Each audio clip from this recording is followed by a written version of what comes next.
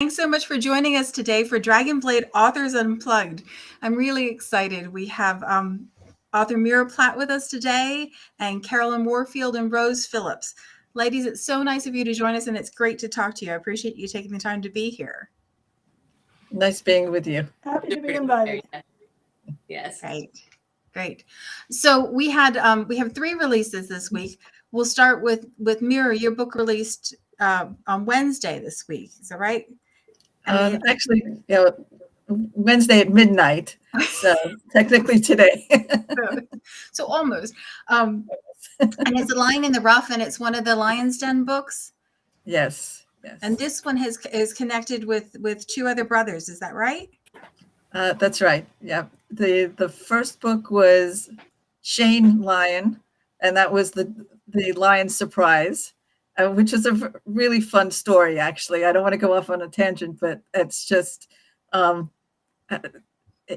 it's probably the funniest of them. But also, it's the hero who thinks this woman is the heroine is his brother's wife, and he's totally nuts for her. It's driving him absolutely crazy. He's got to keep his hands off her, and of course she isn't. So it was just a ruse. And then the second one, that was the Lion Surprise, and then the second one was Kiss of the Lion, which was Matthew Lion, the next oldest brother, and who gets caught up in a lot of intrigue and shares a very, very sexy kiss with the heroine, as they're purposely trying to have her ruined or appear ruined.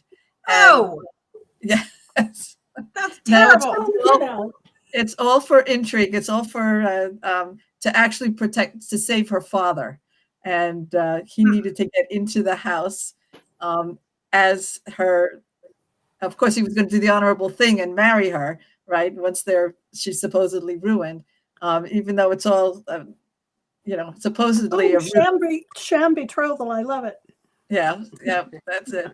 And of course, he falls in love with her, but he does this because he needs to save her and save her father, who's caught up in a plot to overthrow the monarchy. So heavy stuff, but done with a light hand. And now this Lion in the Rough is the third brother. Lucas Lion, and they're all Scot. They're I love Scottish heroes because they're sexy, they're arrogant, they're just you cannot tell them what to do. They're going to do what they want to do, but they're fierce in everything they think and they feel, and when they fall in love hard. And this is what Lucas does. He's going to visit their distant relative, who's Bessie Dove Lion, who's the Black Widow of Whitehall, right? She runs the Lion's Den, and she's got him set up with Beatrix, who's a lovely young thing, right? And he's on his way. He's in London. He's on his way back to Edinburgh. Can't wait to get back to Edinburgh. And the next thing he knows, he's got Beatrix, her aunt, and her aunt's little yipping dog. There's a dog. I know there's a dog on the cover. Yeah, who's is adorable. And there's actually a little bit of a double romance going on with Beatrix and Lucas falling in love, but Lucas and the dog Posey also that's kind of cool. Getting to be these fast friends, and by the end of it, Posey's just absolutely in love with Lucas. He keeps jumping on his leg, looking at him, but the beginning is fun because Posey did not like Lucas at first. So, but that's it. That's basically it's a road trip romance, and they just they fall in love along the way. A road trip with carriages. Yes. Road trip with carriages, that's right. And coaching inns and all that stuff. Do you hear the hero talking to Brogue when you're writing? Yes, and I wish I could imitate it because oh my God, I love the Scottish accent. It just melts me. I adore it. So That would be fun. That would be fun. What's it like writing the Lion's Den series? Because they're interconnected. They don't run linearly. Is that correct? So yeah, they're connected, but not necessarily. I know we don't number the books, so right. And every author really gets to, if they happen to have a series where that Lion's Den book also fits in, they can put it into the series. Really the inspiration is it centers around Bessie Dove Lyon and her Lion's Den gaming club, and everyone can really take it, do with it what they want. And some of the stories are more involved in the club, and some of the stories are really more just you get started in the club, but the story really takes you away. So that was, in this one with Lion in the Rough, the story really to keep you the road. he waited to the last possible second to visit her because he knew he was going to get into trouble, and he knew she was up to something. And of course, she gets him. He shows up there. He goes, "Well, I'm going to take off now. Bye." She goes, "Okay, well, I'm going to second." And Beatrix, the lovely Beatrix, comes. She's going to be heading up to Edinburgh, and her father is actually Lucas's employer, and so he cannot say no. Can't say no, and he better like her little dog too. Right, he's got to take the aunt and the dog, everybody, and he's they're all just all fun riding up in that coach all together. So. That sounds like so much fun. Yeah. Carolyn, your book is book 3 in the Ashmead Heirs. It's The Forgotten Daughter. Is that right? It is indeed. And these heirs have a bad time. Like they do. none of the people in this family is a bad guy. Every time I get the teaser, I'm like, oh, this is she. Her father completely forgot she. This is bad. Yeah. This one was left completely out. The conceit of the series is that an earl died leaving a will, which for spite stripped the estate and his heir of everything he could strip and gave it to his bastards, of which there are many. And they pretty much all look alike. So at the beginning of this book, when this girl turns up on the doorstep, the steward, who ends up being the hero of the book, takes one look at her and knows that she's clearly another one. The problem is she was totally left out. She was forgotten completely. I had kind of fun. We were talking about heroes and the idea of heroes. I had a little fun with this one because he's not your classic hero. In the first 2 books, other people are doing all the daring do, and he's in the background cleaning up the mess. Everything that happens, Eli will fix it. He starts out as a solicitor, then the Earl hires him to be his land steward. And at the very beginning of the book, he's congratulating himself that he has taken care of everything. It's all settled. Surprise! All the heirs have been made whole from the cheating and the other shenanigans that went on. So he's very pleased, and he just wants to slide into some quiet life. And she turns up. And then he realizes that she really has a mess back home. She's desperate. She came because they're about to lose their house, and she has 2 younger siblings, and if the Earl won't help her, they're going to be on the street. So he decides there's a moral obligation, if not a legal one. There's definitely not a legal one. Mm-hmm. He goes off to help her, and he thinks he'll be back in a few days. It doesn't work out well. Doesn't work out well at all.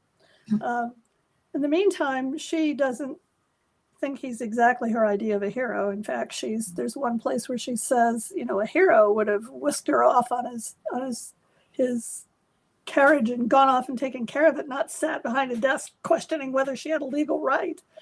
But he turns out to be exactly what she needs, because he straightens out all of the legalities. He takes care of the mess her stepfather left behind in Manchester.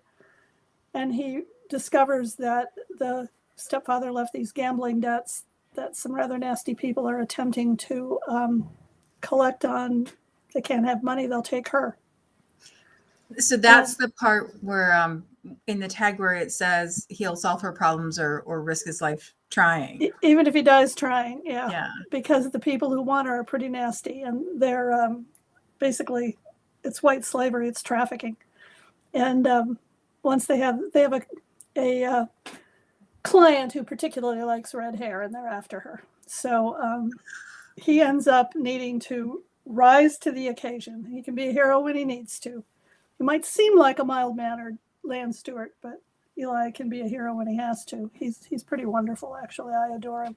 But I kind of had fun with that because heroes just come in all stripes, but you get bored with the same kind of alpha heroes, and I wanted to do something different.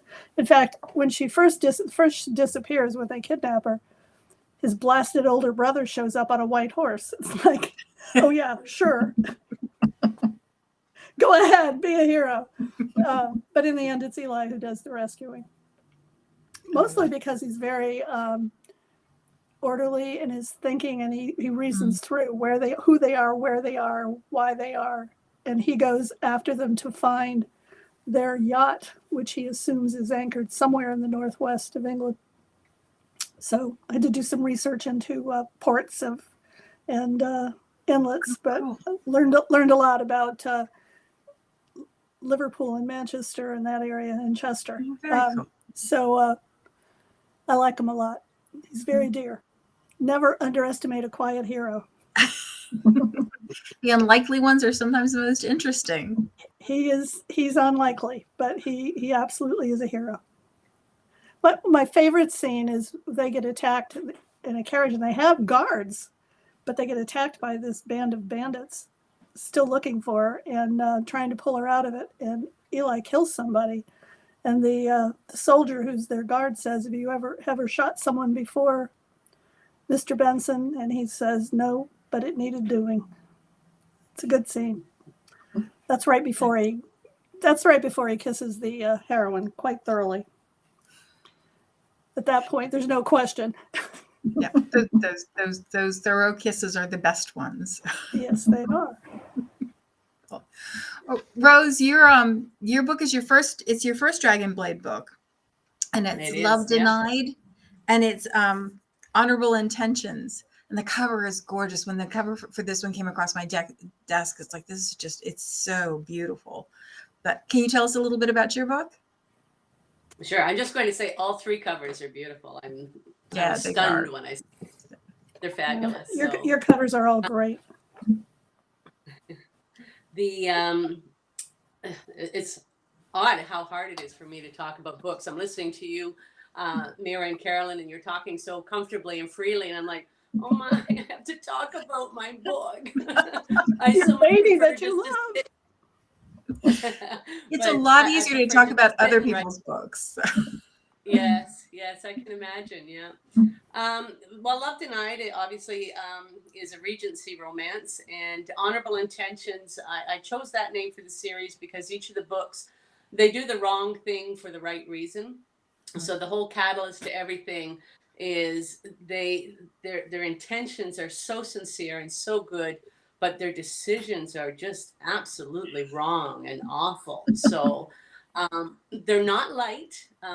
No laughter in the first one, not much, a few light moments, but I actually read one of the reviews on NetGalley, and she said so much trauma. And I thought, yeah, that's pretty much sums it up. It goes into corners that are taboo in Regency England, and it sort of explores love on all levels. We're not just looking at the love between Nicholas and Catherine. Of course, it's the primary one, but we explore the love between father and son, and father and daughter, and siblings, and friendship, and just sort of delve into those, and some of it's good and some of it's not, because this is about family secrets and hidden things and hidden lives. So it's hard to talk too much about the plot because of that, because there is a fair bit of mystery in terms of it unraveling slowly.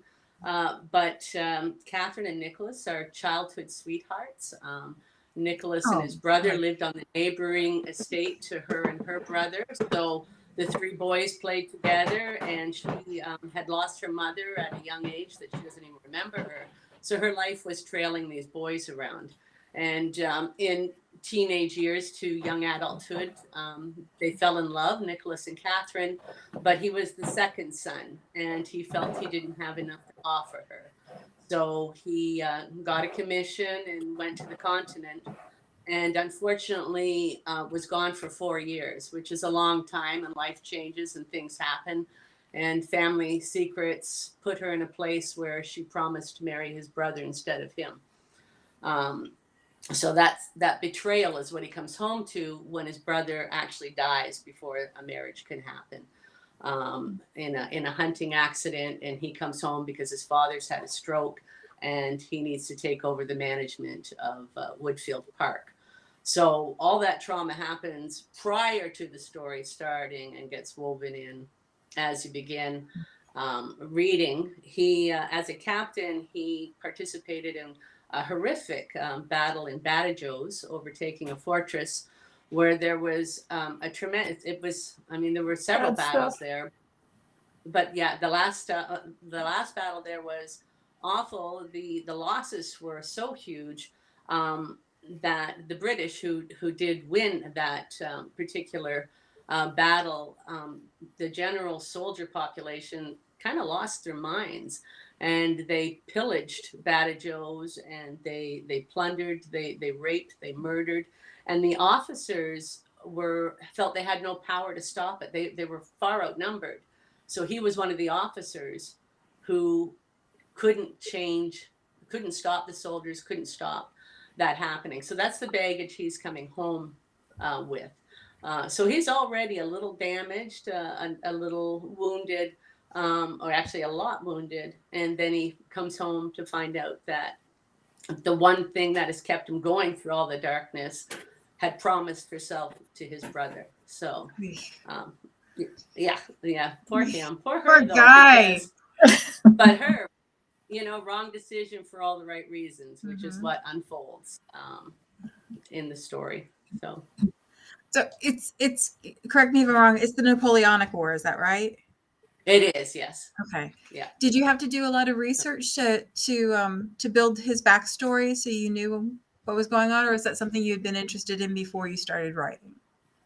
Well, I've always loved history, so I knew a fair bit, but definitely the specific battles and things like that. You look in to make sure there's a fit, and I was looking for a horrific battle in the time frame I wanted, and that one was just right there. I didn't know a lot about it before. I knew that whole area had lost it several times over the time of the Napoleonic Wars, but I didn't know to the extent of the pillaging and that aftermath, which I think would be very damaging if you wanted to prevent it but had no power. It would feel so completely immoral, and you're stuck watching something that is so abhorrent and so completely immoral without the power to change. But I don't talk a lot about the battle in the novel, because that's not what the novel's about.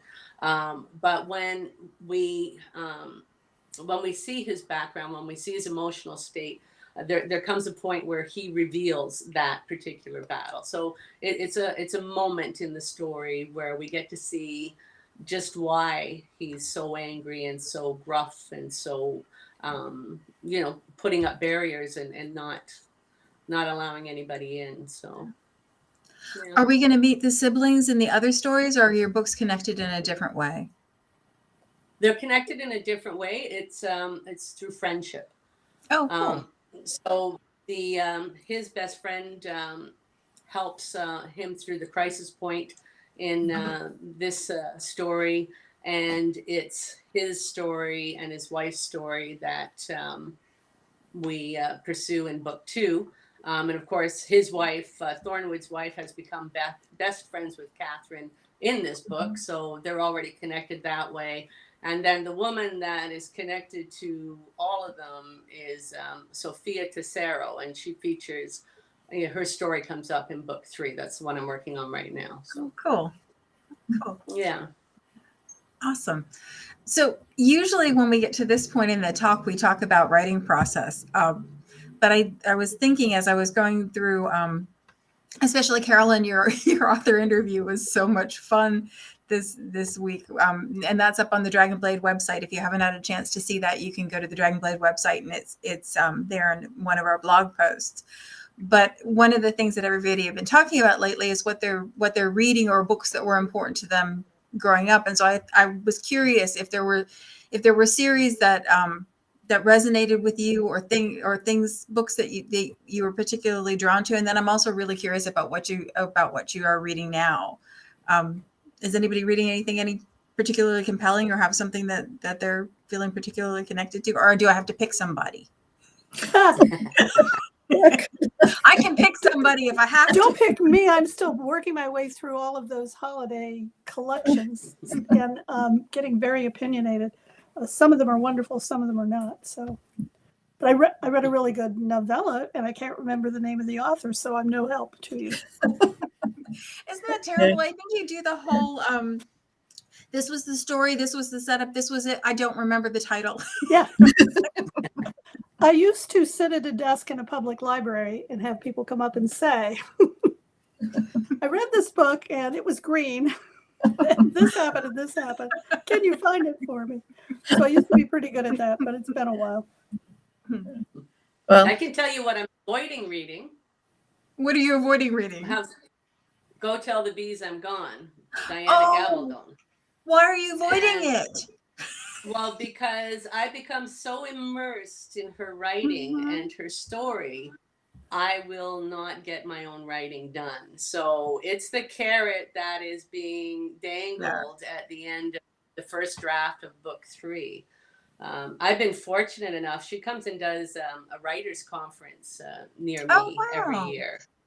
So until the pandemic, I was able to, attend and spend social time with her, and it didn't lessen my awe of her writing or her storytelling. Yeah. She's as fabulous in person as she is in her books, but I lose myself in them. That's it. Everything is off, and I'm a slow reader. I like to read word by word, parse a good paragraph and think about it. So that one is time. So like that one is what, 900 or some pages. It's a long, it's a chunky monkey, and it was so good. It was so good, but I got to the end and I knew I was gonna. I bought my dad the paperback. I bought the ebook for myself, and then I got the audiobook so I could switch between the ebook and the audiobook when I was driving. And I got to the part where I knew I was coming to the end. I was like, come on, man. I only have like an hour and a half left, and then it's going to be over, and it's going to be years before we get another one, and then it's just not enough. Yeah. Well, we buy 2. So my husband and I, and we read them in tandem so that we can talk about each chapter together as we finish them. So, yeah. So my they're dad, big in our house. Before I finish mine, he's That's faster nice. than I am. So I love good prose, just good prose. And there is the occasional author whose work is so vivid that you can like open it up almost in the middle and be drawn into the story. When I was growing up or younger, the author for me was Dorothy Dunnett. Her books were so vivid in her ability to create what I call a set piece. Those scenes that you never forget. She was that author for me. Loved those books. And they're big books too. Pardon? Long ones, they're yes. big books too. They were long, yes. No, I think my favorite author back then, Judith Mcnaught, was really just completely swept me away with her Kingdom of Dreams and Kingdom of Dreams. That's the one where he's out on the battlefield, right? And he does the only thing that she can't stand in there, like he's doing it to save you. He's down there dying right now. Is like, oh, yes, I know. That book had me sighing the whole time.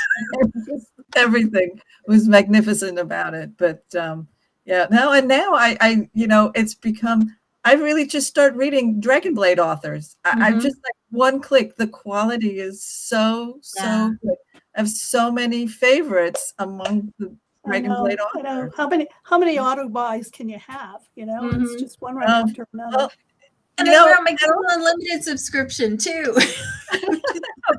but now, but Dragonblade does these 99-cent pre-orders, Mhm.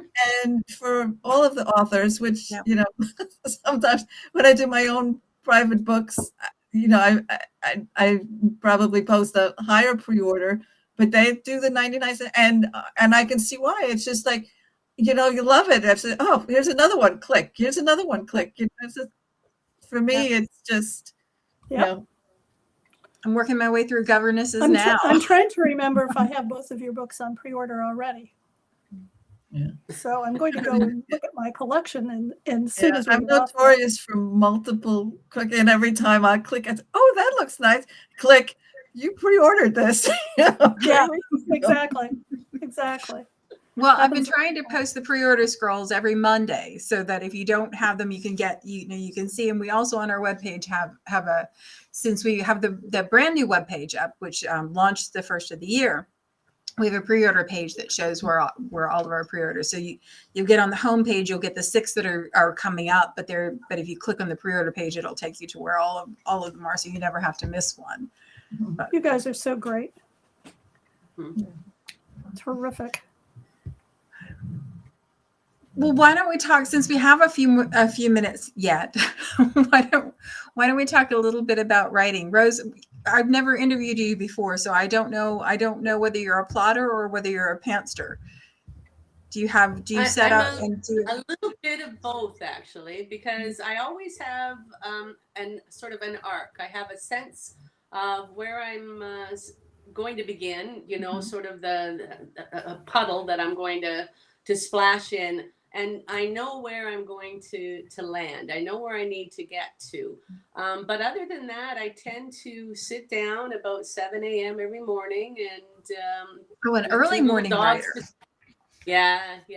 We get up about 5 a.m. We have 2 little old dogs, so our work routine has never changed, even though we don't have to leave the house to go to work anymore.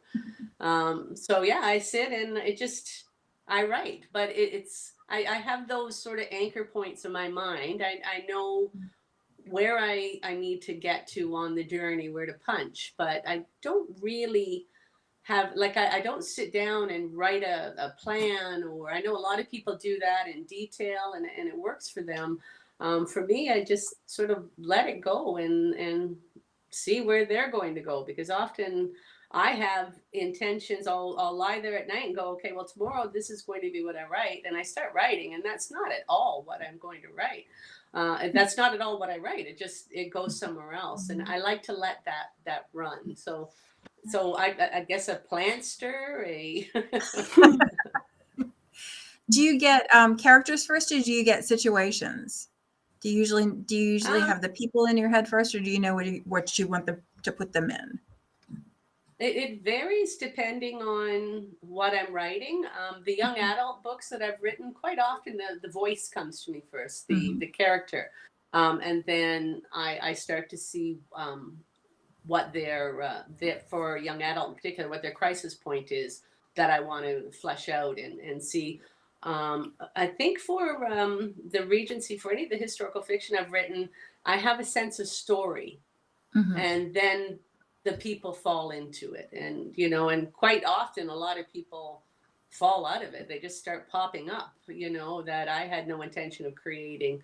And they're fun to continue, those unexpected little characters that you didn't know, people you didn't know you were going to get to know.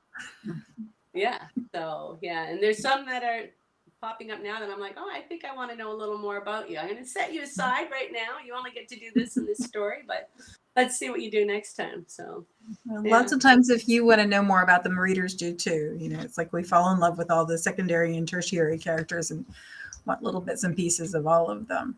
Meara, I know you have to balance a lot of commitments at the same time. Do you find that you have to structure in your writing time, so that you can keep a certain amount of momentum? Yes. Well, I really try. So Monday through Thursday is very much my day job. And then on the weekends and Fridays, if I can sneak in, depending on how busy I am on the day job, I'll sneak in those days are complete writing days. And I really like going from early morning, and I'll write, I will do 12, 14 hours at a time because I need to get that time. And I find it's easier as I get into the story.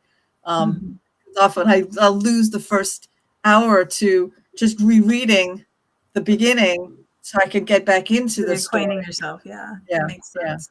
But I'm very disciplined, and I also, with the, my books are, even if they're dealing with a heavier topic, they're very lighthearted, and so they're fun. They're fun for me to write, and I usually end up in a very good mood by the end. Good. And especially because, and it's very often the heroes, because I do write the alphas, and I love them. I try not to make them jerks, but they're really just, I want this, I want her, and and you can't give her to somebody else, or so they'll really say what they want in their mind. In my mind, they'll be yelling at me, telling me, you're going to give me that one to fall in love with. You have Scottish guys whispering in your ears. I can see how that would make for a decent weekend. Oh, the Scottish, you mean the Scottish guys? I love those brogues. They're wonderful, with the Highland brogues there. Yeah. Carolyn, what about you? Do you plot, or do you? I'm similar to Rose in that regard. I have certain key turning points that I know I'm going to need, and I try and work those out at the very beginning. But I'm very character driven, so a lot of even figuring out those plot points is about figuring out who the hero is, who the heroine is, what do they need to fix, what do they need to change, where are their wounds, how am I going to heal them, because everybody has them. If I can get those things figured out, then I just sit down and write. But to go see, I can't even imagine. I'll never be a mystery writer because I don't think I could plot carefully enough to do that scene by scene. I just can't do it. It kills the joy. I mean, the girls in the basement go screaming downstairs and won't talk to me. I mean, it's like, no, we don't want to do girls that. in the basement, like Jenny Cruzy's girls in the basement. Well, if she has them too, well, then they probably are. Yeah, I have girls in the basement. They talk to me. They've been mad since Christmas, though, so I'm trying to get them back into, gear. They're slowly waking up. Maybe they have. You can't even ply them with eggnog. I'm wondering at if this they got point. COVID because they've been kind of slow this month. Oh, poor things. Yeah. Well, ladies, it was lovely to talk to you today. I really appreciate you taking the time to talk to us. This was a joy. I'm going to put the links to all of your books in the comment section. So if you're watching and you haven't picked up any of the books, if you haven't picked them up, now is the time to do it, because they are in what Meara said is that 99-cent release place. There's no better time to grab the books than now. So I'll pop the links in the comments so you can get them if you haven't gotten them already. And we'll look forward to talking to you again next time, same time. Ladies, thank you so much. I really appreciate you taking the time to do this. Thank you. Thank you.